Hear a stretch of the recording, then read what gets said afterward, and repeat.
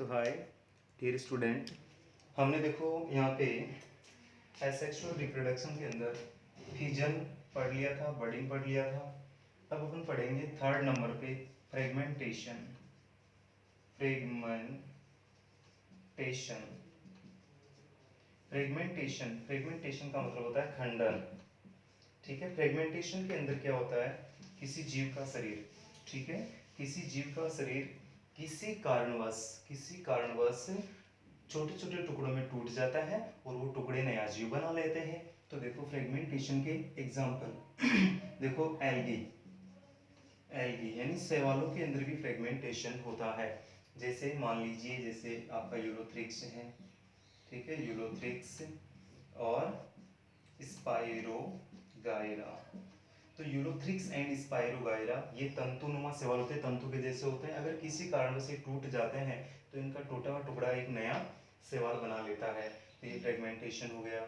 इसी प्रकार से जैसे हाइड्रा के अंदर, हाइड्रा में बर्डिंग भी होता है और फ्रेगमेंटेशन भी होता है। तो हाइड्रा के अंदर भी अगर किसी कारणवश कोई भाग, हाइड्रा का कोई भाग अगर टूट जाता है तो नया हाइड्रा बना लेते हैं। आगे पढ़ेंगे फोर्थ नंबर पर रीजनरेशन। रीजनरेशन रीजनरेशन का मतलब होता है पुनरुद्भवन। पुनरुद्भवन देखो, सबसे पहले रीजनरेशन के बारे में बताने वाले साइंटिस्ट थे विल्सन। सबसे पहले इसके बारे में विल्सन ने बताया था। ठीक है, रीजनरेशन के बारे में विल्सन ने बताया था। इन्होंने बताया था कि जो रीजनरेशन है वो ज्यादातर स्पंज और हाइड्रा इनके अंदर देखने को मिलता है। जो जितने भी आपके स्पंज होते हैं, हाइड्रा होते हैं, उनके अंदर रीजनरेशन की क्रिया पाई जाती है। रीजनरेट, री मतलब वापिस, जनरेट यानी उत्पन्न होना, मतलब किसी जीव का कोई टूटा हुआ टुकड़ा, ठीक है, कोई पार्ट अगर वो वापस नए जीव में विकसित हो जाता है। जैसे मान लीजिए आपने देखा होगा छिपकली, छिपकली की पूंछ अगर अपन काट देते हैं, ठीक है, छिपकली जो होती है उनकी पूंछ अगर काट देते हैं तो कुछ ही दिनों के बाद में वो पूंछ वापस आ जाती है। क्यों? इस रीजनरेशन की वजह से। तो रीजनरेशन में क्या होता है, किसी जीव को जितने भागों में आप काटोगे उतने ही नए जीव बन जाते हैं। इसी प्रकार से रीजनरेशन हाइड्रा के अंदर भी पाया जाता है। तो सबसे पहले रीजनरेशन की खोज विल्सन ने की थी। आगे देखते हैं अपन next, spore formation. Fifth point है स्पोर फॉर्मेशन। स्पोर, स्पोर का मतलब होता है बीजाणु, फॉर्मेशन यानी बनना। तो स्पोर फॉर्मेशन, बीजाणु का निर्माण। तो बीजाणु कैसे बनते हैं, बीजाणु होता क्या है? सबसे पहले तो स्पोर क्या चीज होती है? स्पोर एक कोशिकीय, ठीक है, एक कोशिकीय जनन से संबंधित रचनाएं होती है, छोटी होती है बहुत ही, ठीक है, छोटी छोटी होती है और ये अलैंगिक जनन में भाग लेती है। ठीक है, ये अंकुरित होकर नया पौधा बनाती है। तो स्पोर जो होते हैं, स्पोर जो होते हैं इनमें थोड़ा बहुत तो प्रोटोप्लास्ट होता है और केंद्रक होता है। अब स्पोर्स के टाइप देखते हैं। सबसे पहले जो स्पोर, जैसे मान लीजिए जो स्पोर, ठीक है, जो स्पोर्स चल बीजाणु, ठीक है, जो स्पोर्स हो गया। इस प्रकार से एप्लेनोस्पोर एचल बीजाणु, एप्लेनोस्पोर्स एचल बीजाणु, ठीक है। थर्ड हो गया आपका हाइप्नोस्पोर सुप्त बीजाणु, हाइप्नोस्पोर सुप्त बीजाणु, ठीक है। चौथा जो है वो हो गया आपका एकाइनेट, एकाइनेट, ठीक है। पांचवा जो हो गया वो आपका क्लेमाइडोस्पोर, क्लेमाइडोस्पोर। छठा हो गया आपका, ठीक है, छठा जो है वो होगा आपका ओइडिया, ओइडिया, ठीक है। और सातवां है कॉनिडिया, कॉनिडिया, ठीक है। और एक इसमें आपका बच गया लास्ट में, ठीक है। देखो इसमें जूस्पोर यानी चल बीजाणु, एचल बीजाणु, ठीक है, सुप्त बीजाणु, और एकाइनेट का, ठीक है, एकाइनेट, क्लेमाइडोस्पोर, ओइडिया, कॉनिडिया, ठीक है। और एक होता है स्पोर एंजियो स्पोर, ठीक है, स्पोर एंजियो स्पोर, स्पोर एंजियो स्पोर, ठीक है, स्पोर एंजियो स्पोर। तो ये आपके सारे के सारे क्या होते हैं? स्पोर्स होते हैं। अब सबसे पहले अपन जू स्पोर के बारे में पढ़ते हैं। जू स्पोर क्या होता है? ठीक है, जू स्पोर का मतलब होता है चल बीजाणु। तो जू स्पोर जो होता है, जू स्पोर का मतलब होता है चल बीजाणु। तो देखो चल बीजाणु क्या होता है? जू स्पोर का फॉर्मेशन, जू स्पोर्स, जू स्पोर्स का मतलब होता है चल बीजाणु, चल बीजाणु। जू स्पोर जो होते हैं, चल बीजाणु जो होते हैं, चल बीजाणु का फॉर्मेशन चल बीजाणु धानियों के अंदर होता है, ठीक है। इसका फॉर्मेशन जूस्पोरेंजियम के अंदर होता है, जूस्पोरेंजियम। तो जूस्पोरेंजियम के अंदर इनका फॉर्मेशन होता है। जूस्पोर जो होते हैं, ठीक है, ये कुछ सेवलों के अंदर बनते हैं, ठीक है, जैसे क्लेमाइडोमोनास है, यूरोथ्रिक्स है, ठीक है, क्लेडोफोरा है। तो ये कुछ सेवलों, ठीक है, सम एल्गी, कुछ सेवलों में बनते हैं। तो ये कुछ सेवलों के अंदर इनका फॉर्मेशन होता है चल बीजाणुओं का, ठीक है। आगे देखिए, जूस्पोर जो होते हैं चल बीजाणु, ठीक है, ये बनते कैसे हैं, मतलब जो शैवाल होते हैं उनका जो प्रोटोप्लास्ट होता है, इनका जो कोशिका द्रव्य होता है, जीव द्रव्य होता है, वो समसूत्री विभाजन के द्वारा विभाजित होकर बीजाणु का फॉर्मेशन करता है। तो इनका जो प्रोटोप्लास्ट होता है, इनका जो प्रोटोप्लास्ट होता है वो माइटोसिस से डिवाइड होकर चल बीजाणु का निर्माण करता है। आगे देखिए, जूस्पोर जो होते हैं चल बीजाणु जो होते हैं, इनके अंदर फ्लैजिला प्रेजेंट होते हैं, फ्लैजिला, ठीक है, फ्लैजिला पाए जाते हैं। इन फ्लैजिला की वजह से ये पानी के अंदर आसानी से क्या करते हैं, तैरते हैं, आसानी से तैर सकते हैं, तैरते हैं। अब देखो, कुछ शैवाल ऐसे होते हैं जिनके अंदर दो दो फ्लैजिला होते हैं। जैसे एग्जांपल देखते हैं अपन, जिनमें दो फ्लैजिला होते हैं उनके एग्जांपल देखते हैं। एक तो होता है आपका यूलोथ्रिक्स, यूलोथ्रिक्स, यूलोथ्रिक्स, इसमें केवल दो ही फ्लैजिला होते हैं। एक और होता है आपका क्लेमाइडोमोनास, क्लेमाइडोमोनास, इसके अंदर भी दो फ्लैजिला होते हैं। कई के अंदर क्या होता है, बहुत सारे फ्लैजिला होते हैं, बहुत ज्यादा, ठीक है, जिनको बोलते हैं अपन मल्टी फ्लैज, ठीक है, फ्लैजिलेट्स। तो देखो, इनमें तो केवल दो ही फ्लैजिला होते हैं, यूलोथ्रिक्स और क्लेमाइडोमोनास। इसके अलावा आपके वाउचेरिया होता है, ठीक है, उडगोनिया होता है, उनके अंदर बहुत सारे फ्लैजिला होते हैं। अब देखिए, चल बीजाणु जो होते हैं, ये तो आपने देख लिया।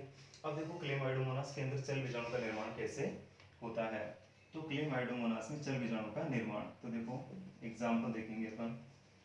क्लेमाइडोमोनास, क्लेमाइडोमोनास, क्लेमाइडोमोनास में चल बीजाणु का निर्माण, यानी इसमें चल बीजाणु का निर्माण कैसे होता है। तो देखिए, इसमें चल बीजाणु कैसे बनता है, ठीक है, चल बीजाणु का निर्माण कैसे होता है, मतलब जो क्लेमाइडोमोनास होता है इसमें चल बीजाणु कैसे बनते हैं। चलो अपन देखते हैं।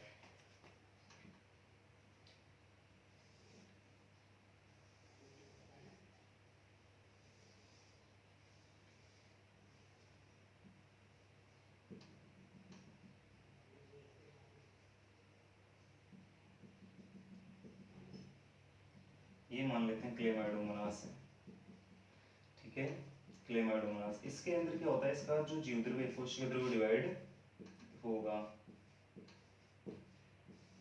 ये फ्लैजिला है, ठीक है। अब इसमें क्या होगा, इसका जो प्रोटोप्लास्ट है वो क्या होगा, डिवाइड होगा। तो सबसे पहले देखो, पहली स्टेज क्या होगी इसके अंदर, पहली स्टेज ये होगी इसमें, ठीक है,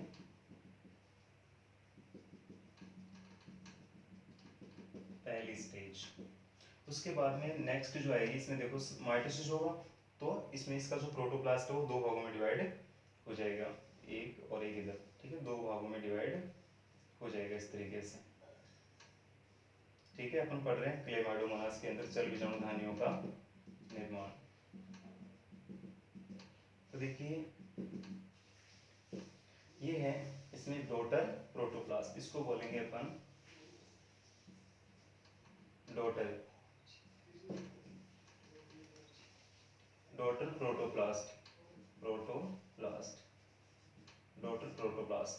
अब ये और डिवाइड हो जाएगा, ठीक है, और यहाँ पे क्या बन जाएंगे, चार जूस्पोर्स बन जाएंगे, ठीक है, इस तरीके से इसमें चार बन जाएंगे, ठीक है, इस तरीके से,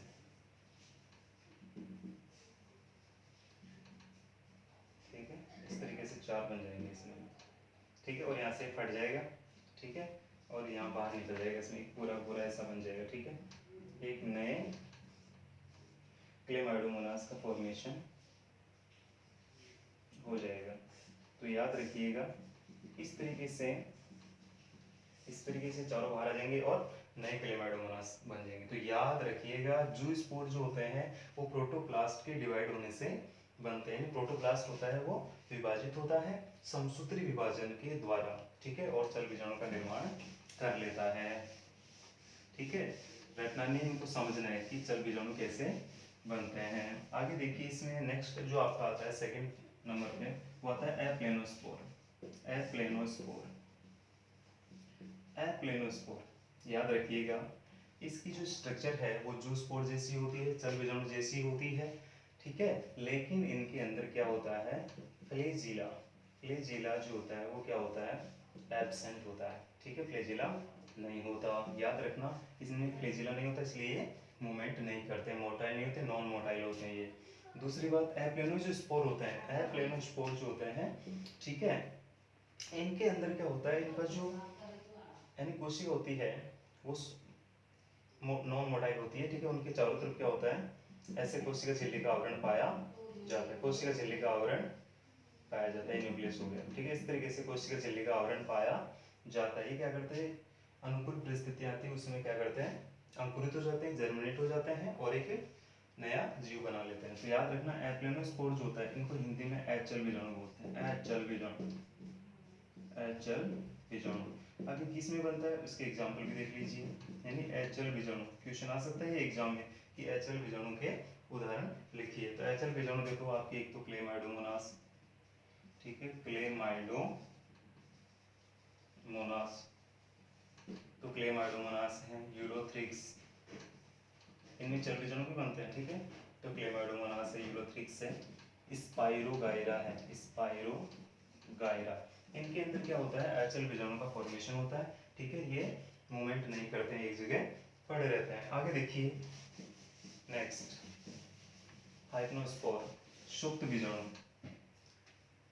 थर्ड है हाइपनोस्पोर, हाइपनोस्पोर, सुप्त बीजाणु, सुप्त बीजाणु। इनका निर्माण प्रतिकूल परिस्थितियों में होता है, ठीक है। जो कंडीशन प्लांट के लिए उपयुक्त नहीं है उनको बोलते हैं प्रतिकूल कंडीशन। तो इनका मतलब एडवर्स कंडीशन, प्रतिकूल परिस्थितियों में इनका निर्माण होता है। इनमें क्या होता है, इनका जो जीवद्रव्य होता है, कोशिकीय द्रव्य जो होता है, उनके चारों तरफ एक मोटी भित्ति बन जाती है। जैसे ही अनुकूल परिस्थिति आती है, ये क्या करते हैं, एक नए अंकुरित होकर एक नए जीव का निर्माण कर लेते हैं। तो सुप्त बीजाणु के एग्जाम्पल अगर आपको पूछे तो इसमें लिख देना वाउचेरिया एंड प्रोटोसाइफन, प्रोटोसाइफॉन, यानी वाउचेरिया और प्रोटोसाइफन, इनमें सुप्त बीजाणु बनते हैं, ठीक है। ये प्रतिकूल परिस्थितियों में क्या होता है, ड्राई स्टेट के अंदर पड़े रहते हैं, सुप्त अवस्था में पड़े रहते हैं, ठीक है। और जैसे ही इसमें अनुकूल परिस्थिति आती है, अंकुरित होकर नया पौधा या नया जीव बना लेते हैं। आगे देखिए नेक्स्ट, फोर्थ आएगा आपका एकाइनेट, एकाइनेट, एकाइनेट।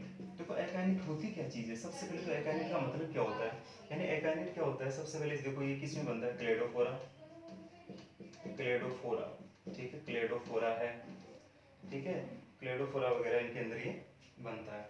तो क्लेडोफोरा में होता क्या है, क्लेडोफोरा और उडगोनियम के अंदर भी ये बनता है, ठीक है। उडगोनियम, उडगोनियम जो होता है ये शैवाल है, इनके अंदर ये बनते हैं। तो कैसे, देखो क्या होता है, एकाइनेट का मतलब क्या है, इनके अंदर क्या होता है, इनकी जो संपूर्ण कोशिका होती है, जैसे मान लीजिए ये कोशिका है, इनके चारों तरफ एक मोटा कवच बन जाता है, ठीक है, एक मोटी भित्ति बन जाती है, यानी जैसे मान लो ये सेल है, ठीक है।